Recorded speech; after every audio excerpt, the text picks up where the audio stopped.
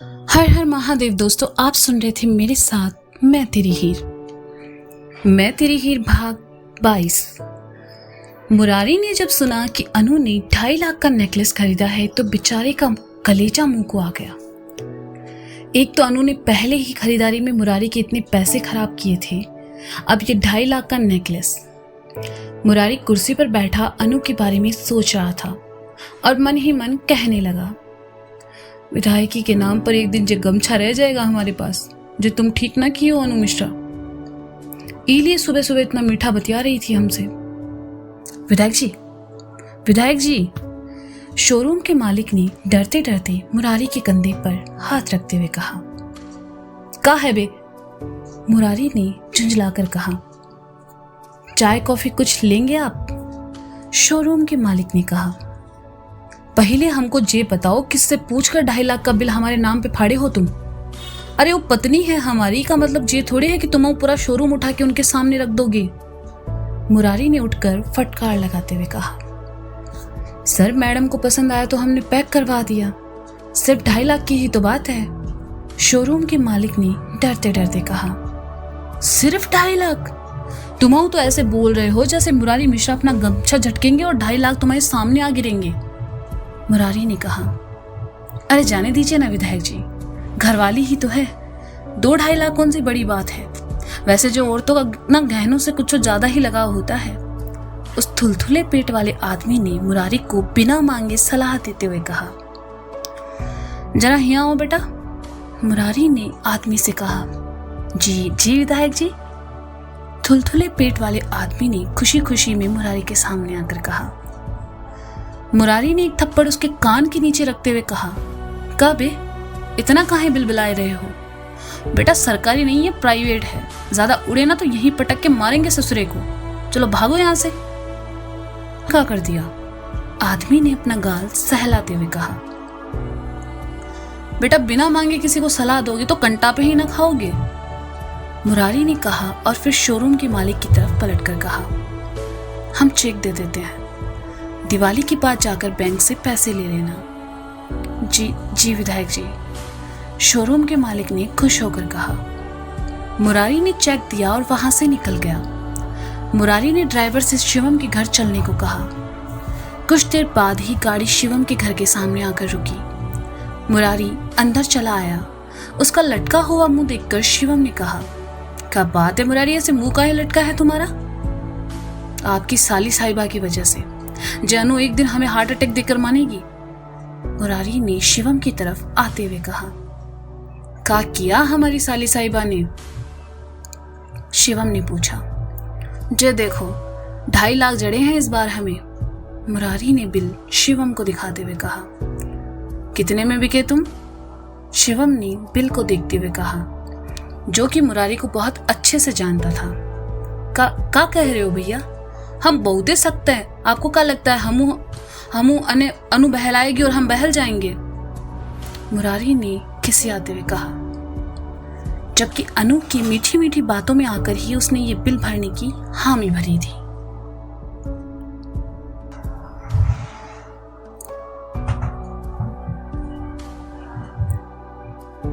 कितने में बिके तुम? शिवम ने बिल को देखते हुए कहा, जो कि मुरारी को बहुत अच्छे से जानता था। का कह रहे भैया? अरे हम बहुत दे सकते हैं, आपको क्या लगता है अनु हमें बहलाएगी और हम बिक जाएंगे? अरे बच्चे थोड़ी हैं, मुरारी ने खिसियाते हुए कहा, जबकि अनु की मीठी मीठी बातों में आकर ही उसने ये बिल भरने की हामी भरी थी। रहने दो मुरारी, तुम्हारी रग रग से वाकिफ है। अच्छा सुनो, हम ये कह रहे थे कि कल शाम में दिवाली का छोटा सा प्रोग्राम है, तो तुम अनु और मुन्ना जल्दी चले आना। शिवम कहते हुए मुरारी की तरफ पलटा, लेकिन मुरारी नरारद था। शिवम ने इधर उधर देखा तो पाया कुछ ही दूर चबूतरे पर एक हाथ को कनपट्टी पर लगाए बैठा मुरारी सोच में डूबा है। शिवम उसके पास आया और कहा, अबे मुरारी, का हुआ? मतलब इतना काहे चिंतिया रहे हो यार? 2.5 लाख की तो बात है, हम दे देंगे, तुम ज्यादा लोड न लो। का बताएं भैया, हमने हमारी जिंदगी में 2.5 लाख एक को साथ नहीं देखे, और हमारी मेहरारू कैसे पानी के जैसे पैसा बहा रही है। मैगी मसाला की कसम छोड़ेंगे नहीं हम उनको, मुरारी ने खोए हुए स्वर में कहा।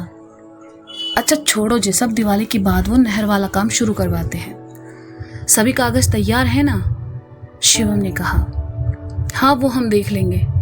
एक को डाउट है, वो राजन जरूर कुछ ना कुछ गड़बड़ करेगा, मुरारी ने कहा। दिवाली के बाद उसे भी देख लेंगे, शिवम ने धीरे से कहा और फिर दीना से चाय भिजवाने का इशारा करके मुरारी की बगल में आ बैठा। सुबह से ही हमारी अंजलि सारिका के पीछे पीछे घूम रही थी। उसके सारिका के पीछे किचन में आते हुए कहा, बड़ी मामी बताइए ना क्या लगाया आपने, आपका चेहरा आज बहुत चमक रहा है। अच्छा बताते हैं, हमने हल्दी का उपटन लगाया है, तुम भी लगाओगी? सारिका ने कहा। हाँ, अंजलि ने चहकते हुए कहा। ठीक है, तुम बाहर चलकर बैठो, हम तैयार करके लाते हैं, सारिका ने कहा और अंजलि को किचन से बाहर भेजकर उसके लिए उपटन तैयार करने लगी। सारिका ने उपटन तैयार किया और उसे किचन की खिड़की के पास रखकर किसी और काम से बाहर चली आई। सारिका के जाने के बाद किचन की खिड़की की तरफ हुडी पहने एक लड़का आया। उसने हल्दी की कटोरी में कुछ मिलाया और अपनी हुडी का कैप पीछे करते हुए कुटिलता से मुस्कुराकर कहा, अब आएगा मजा छिपकली, जब ये हल्दी छपेगी तुम्हारे गालों पर। हल्दी में कुछ गड़बड़ करने वाला कोई और नहीं बल्कि हमारे वंश बाबू थे। सारिका को आते देखकर वंश वहां से चला गया। सारिका ने हल्दी लाकर अंजलि को दे दी और लगाकर सुखाने को कहा। अंजलि ने हल्दी लगाई और वहीं हॉल के सोफे पर लेटकर सेब खाने लगी। वंश बाहर से अंदर आया। अंजलि को देखकर मन ही मन खुश होते हुए कहा, थोड़ी देर में मजा आएगा। उसने अंजलि के सामने पड़े सोफे पर बैठते हुए कहा, तुम लड़कियों को ये लीपा पोती करने के अलावा कोई काम नहीं है क्या? हम लड़कों को देखो, कोई मेकअप नहीं, बिना मुंह धोए भी हम लोग बाहर जा सकते हैं। तो फिर आपके कमरे में इतने सारे फेस वॉश, क्रीम, स्क्रब और मॉइस्चराइजर क्यों रखे हैं वंश भैया? काशी ने आकर सोफे के हत्थे पर बैठते हुए कहा, वो इसलिए रखे हैं ताकि वंश भैया कॉलेज के बाद अपनी दुकान खोल सके। अंजलि ने हंसते हुए कहा तो वंश उससे घूरने लगा और काशी हंस पड़ी। ये देखकर वंश ने पास पड़ा कुशन उठाकर अंजलि की तरफ फेंका। थोड़ी देर बाद अंजलि को अपने चेहरे पर हल्की हल्की खुजली महसूस होने लगी। उसने एक दो बार खुजाया और फिर उठकर वॉश बेसिन के सामने आ गई। जैसे ही उसने अपना मुंह धोया, हल्दी में मिलाया रंग घुलने लगा और उसके चेहरे पर लगने लगा। मुंह धोकर अंजलि ने जैसे ही शीशे में देखा, उसकी चीख निकल गई। अंजलि की चीख सुनकर सब उसके पास चले आए। काशी ने उसके पास आकर कहा, ये क्या हुआ तुम्हारे चेहरे को? पता नहीं, हमने तो बड़ी मामी का दिया उपटन लगाया था, अंजलि ने रोनी सी सूरत बनाकर कहा। शिवम, सारिका और मुरारी भी चले आए। सबको वहां देखकर वंश पतली गली से निकल गया। हालांकि वह जानता था रंग कच्चा है, निकल जाएगा। उसे सिर्फ अंजलि को परेशान करना था। ये कैसे हुआ बेटा? सारिका ने अंजलि का चेहरा देखते हुए कहा। बड़ी मामी, आपने जो उपटन दिया था उसे लगाने के बाद हमारे चेहरे पर खुजली होने लगी और फिर ये हो गया, अंजलि ने रोने से सूरत बनाकर कहा। लेकिन हमने तो हल्दी और दूध के अलावा कुछ मिक्स नहीं किया था, सारिका ने कहा। जरूर हो सकता है अंजलि को एलर्जी हो, हम अभी डॉक्टर के पास चलते हैं, शिवम ने कहा। काशी ने देखा वंश वहां नहीं है तो उसने कहा, हम बताते हैं ये किसकी शरारत है। किसकी? मुरारी ने पूछा। वंश भैया की। जरूर उन्होंने अंजलि को परेशान करने के लिए इसमें कुछ मिलाया होगा, काशी ने कहा। ये वंश दिन ब दिन कुछ ज्यादा ही बिगड़ता जा रहा है, जरूर नीचे बुलाइए उसे, शिवम ने गुस्सा होकर कहा।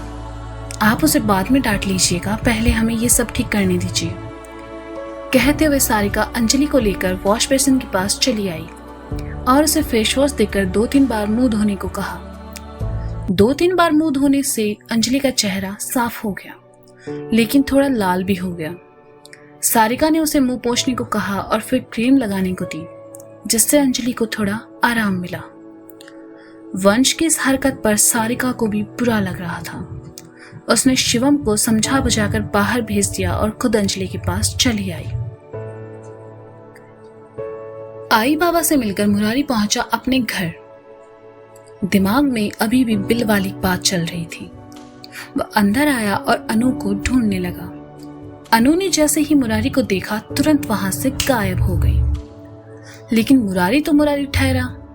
उसने अनु को ढूंढ लिया और कबर्ड के पीछे से निकालकर अपने सामने करते हुए कहा बाबू, काहे छुपती फिर रही हो हमसे? मैं क्यों छुपूंगी तुमसे? मैं कोई तुमसे डरती थोड़ी हूं। अनु ने मुरारी के सामने से गुजरते हुए कहा और ड्रेसिंग की तरफ चली आई। हाँ, तुम काहे डरोगी? डरना तो हमें चाहिए तुमसे। हमारी धोती उतरवा दोगी तुम किसी दिन। पिछले हफ्ते ही तुमने इतना खर्चा किया था, एक बार फिर ही तुम हार्ट अटैक देने का पूरा बंदोबस्त कर लियो अनु, मुरारी ने कहा। तो क्या हो गया मुरारी? सिर्फ 2.5 लाख की तो बात है, अनु ने तुनक कर कहा। अरे दैया, 2.5 लाख तो ऐसे बोल रही हो जैसे पीपल के पेड़ पर लगते हैं पैसे। हम बता रहे हैं अनु, अपनी बेफिजूली पर ना थोड़ी लगाम लगाओ, मुरारी ने कहा। वरना क्या? अनु ने गुस्से में मुरारी को घूरते हुए कहा। वरना? अरे वरना क्या यार, एक बार फिर रिक्वेस्ट कर लेंगे तुमसे। देखो बाबू, ऐसे सब पैसे ना हम मुन्ना के भविष्य के लिए जमा कर रहे हैं। थोड़ा सोच समझ कर खर्च करोगी तो कल को हमें किसी से मांगना नहीं पड़ेगा, नहीं? मुरारी ने थोड़ा नरमी से पेश आते हुए कहा। अनु उसके पास आई और उसके कुर्ते के बटन से खेलते हुए प्यार से कहा। अच्छा सॉरी, पर मैं क्या करूं मुरारी, वो इतना अच्छा था कि मैं खुद को रोक ही नहीं पाई। आगे से मैं ध्यान रखूंगी। कोई बात नहीं। अच्छा कहाँ है वो नेकलेस? लाओ जरा, हम अपने हाथों से पहनाते हैं तुम्हें, मुरारी ने कहा। तो अनु ने खुशी खुशी वो नेकलेस लाकर मुरारी को दे दिया। मुरारी अनु को लेकर शीशे के सामने आया और नेकलेस पहनाते हुए कहा, जच रही हो मिस्टर आइन? जवाब में अनु मुस्कुरा दी। अब भले मुरारी उससे कितना भी लड़े झगड़े, लेकिन उससे प्यार बहुत करता था।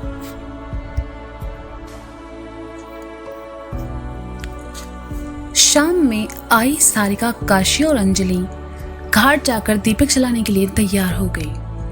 आज छोटी दिवाली थी और बनारस में सभी महिलाएं आज के दिन घाट पर जाकर दीपक जलाती हैं, जिससे उनकी जिंदगी में सुख समृद्धि बनी रहे। काशी और अंजलि दोनों ने चूड़ीदार सूट पहने थे। सारिका ने हरे और गुलाबी रंग की बनारसी साड़ी, जिसमें वो बहुत ही खूबसूरत लग रही थी। आई ने भी बनारसी साड़ी पहनी थी, साथ ही बालों में मोगरे के फूलों का गजरा लगाया हुआ था। चारों घर के बरामदे में खड़ी थी। कुछ देर बाद अंदर से शिवम आया और कहा, आई आप सब लोग तैयार हैं तो चली? हाँ बेटा, कहते हुए आई गाड़ी के आगे वाली सीट पर आ बैठी। पीछे वाली सीट पर सारिका, काशी और अंजलि बैठे थे। वंश को घाट जाने में कोई दिलचस्पी नहीं थी, इसलिए वह बाबा के साथ बैठकर कल के फंक्शन के लिए डिस्कशन कर रहा था। गाड़ी वहां से निकल गई। सबके जाते ही वंश को लगा कि उसे भी जाना चाहिए था, ऐसे तो वह अकेला बोर हो जाएगा। वह अपना फोन देखने लगा। वह कुछ सोच ही रहा था कि इतने में ही मुन्ना की बाइक की आवाज उसे सुनाई दी। वंश के चेहरे पर मुस्कुराहट तैर गई। वह उठा और घर के दरवाजे पर आया। देखा मुन्ना ही था। वंश ने उसके पीछे बैठते हुए कहा, 2 दिन से कहा था तू, मिलने भी नहीं आया। हाँ, तूने तो जैसे मेरी याद में गंगा जमुना बहा दी हो, मुन्ना ने ताना मारते हुए कहा। अच्छा ठीक है, सब घर वाले घाट गए हैं, चलना हम भी चलते हैं, वंश ने कहा। मुन्ना पलटा और वंश का सर छूकर देखते हुए कहा, बेटा तबीयत तो ठीक है ना तुम्हारी? तुम घाट जाने की बातें कर रहे हो? चल ना यार, वंश ने कहा। तो मुन्ना ने बाइक स्टार्ट की और घाट की तरफ बढ़ा दी। घाट से कुछ कदम पहले से ही एक रेस्टोरेंट था जहां वंश के दोस्त उसका इंतजार कर रहे थे। उसने मुन्ना को रोका और नीचे उतरकर अपना जैकेट ठीक करते हुए कहा, वापस जाए तब मुझे लेते हुए जाना। ओह, तो ये है तेरा घाट, मुन्ना ने अफसोस के साथ कहा। बाबू, मुझे घाट की उन सीढ़ियों पर बैठकर उस पानी को देखने में कोई इंटरेस्ट नहीं है, मैं चला, बाय, कहकर वंश वहां से चला गया। मुन्ना ने भी बाइक आगे बढ़ा दी। बाइक को बाहर रोककर मुन्ना सीढ़ियों से नीचे जाने लगा। आज भीड़ कुछ ज्यादा थी। सब लोग नए नए कपड़ों में मुस्कुराते हुए चेहरे लिए घाट की सीढ़ियों पर घूम रहे थे। मुन्ना को सीढ़ियां उतरकर रुक गया और वहां मौजूद भीड़ को देखने लगा।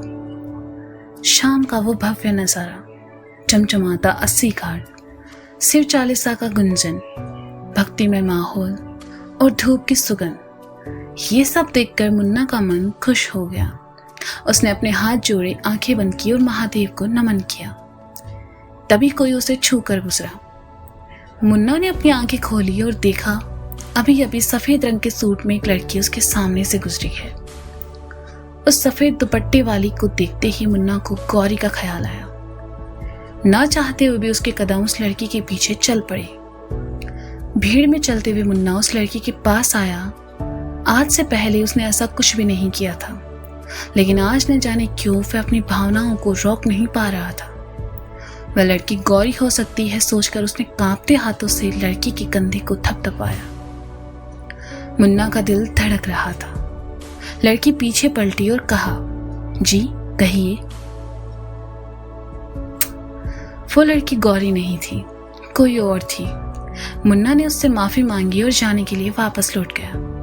जिस बेचैनी से बचने के लिए मुन्ना घाट पर आया था, वो बेचैनी और बढ़ चुकी थी। क्या गौरी और मुन्ना की मुलाकात फिर हो पाएगी? क्या वंश बनारस को अपना पाएगा? क्या काशी पता लगा पाएगी उस लड़के का नाम? जानने के लिए सुनते रहें मैं तेरी हीर। तो दोस्तों, ये था मैं तेरी हीर भाग 22। इसका अगला भाग आप जल्द ही सुनेंगे मेरे साथ। तब तक के लिए शुक्रिया, बाय बाय। अपना ख्याल रखें और सुनते रहें मैं तेरी हीर।